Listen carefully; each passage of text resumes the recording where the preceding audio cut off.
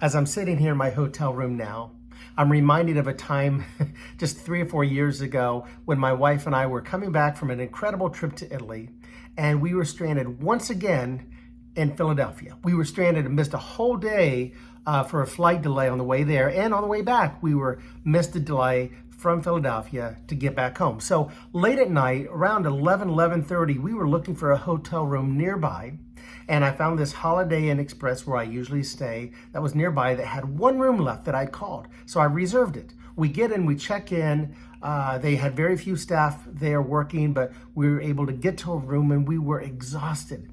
So we get to the room and we go to sleep. And about 12:30 in the morning, I heard, and my wife and I both heard it. What's going on? And just kept hearing this. So finally I get up, it's like 12:30 in the morning. I get up and I go answer the door. And it's a guy from the lobby saying, "Hey, we made a mistake. We rented out your room. We gave you a room that somebody else had already reserved, and they're here now to ask for it." And I'm like, "You've got to be kidding." It's 12:30 in the morning. So I said, "I'll be right down." I went to put on my clothes, and I told my wife before I get down there was no way we were giving up our room. And so I get out down there, and they understood they couldn't have had anybody go up and clean it that time of night, and they had made the mistake. So we were able to stay in the room. It was a mess.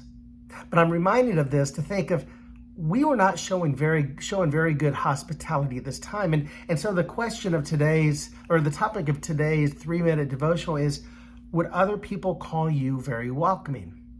So this upcoming week, this upcoming Sunday, I'm going to be preaching at Center Church on hospitality. And it made me think of in our Christian lives, or if you're non-Christian in your work life, as a neighbor, as a friend, are you very welcoming to others? Are you helping others feel at home?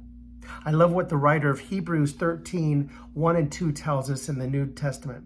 It says, "Keep on loving one another as brothers and sisters. Do not forget to show hospitality to strangers. For by doing so, some people have shown hospitality to angels without even knowing it." What a great concept to think about it. But it can be challenging at times because there's often times that we're thinking so much about our needs and our wants, we don't think about other people. And I know over the years, we've had a number of people, a number of teenagers and young adults who have stayed in our house from anywhere from 2 to 3 to 6 months or up to a year, who have needed a place to stay. We found a way for them to stay at in transition time until they needed somewhere else or had another place where they could go.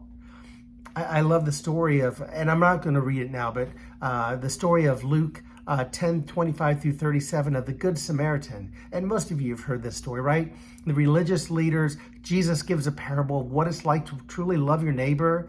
And he gives the story of the man who was beat up on the side of the road and 2 religious leaders passing by without even caring about what the person does. But a Samaritan, who was the lowest thought of type of person back in those days, picks up the man, takes him to a hotel, pays for him to stay and get healed, worrying about only the other person, not himself.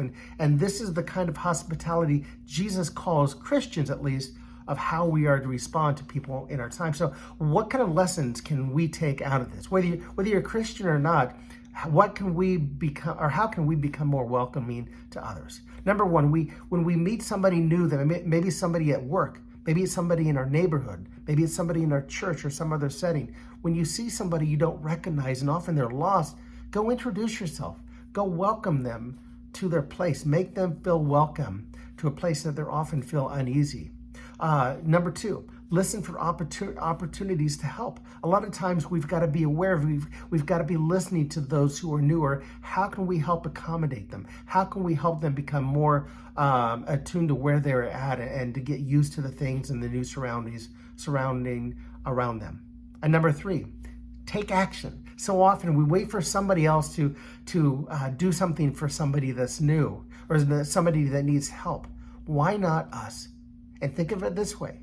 What if it was us? What if it was a loved one, a relative, or your spouse, your kids that was in this situation, that was in a new location, and they needed somebody to be there for them, somebody to welcome them and show hospitality? Wouldn't we want somebody taking care of them? Treat them how you would want to be treated. Have a great day.